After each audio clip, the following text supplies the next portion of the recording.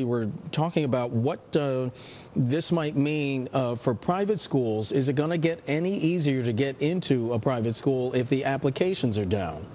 Not necessarily, because you're still seeing huge demand. In some schools, they're getting hundreds and hundreds of applications just for 3 dozen spots in kindergarten. Really? Is that the norm here in New York City? It has been for the last few years, especially as the number of people interested in private school has gone up. Is there, at least at this part, a deadline in private school applications? The deadline was a few months ago. Families found out about kindergarten last Friday, February 19th, and they need to let the schools know by March 2nd for kindergarten. Now, this is one of those things, because it's always a story that happens every year, that there's this huge waiting list for children here in New York City to get in some of the elite private schools. You're seeing a lot of parents now opting to send their kids to public schools instead? Well, the price tag has priced out some families who had hoped or expected to send their kids to private school.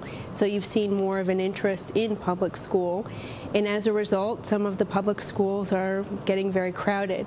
There are 2 on the Upper West Side, PS 87 and 199, for example, that's going to have a lot more demand than they have seats for. Yeah. And there are discussions about opening new schools for some of those kids. This sounds like it's something that they just didn't anticipate, that this influx of students who might want to or need to go to public school. Well, last year, according to the Department of Education, they had an increase in the number of kindergartners the first time in 2002. Yeah. And they say, the Department of Education says they're still processing applications for another few weeks. So, Janet, you getting the sense that the parents who are opting to send their kids to public school might make the switch later on and go back to private school?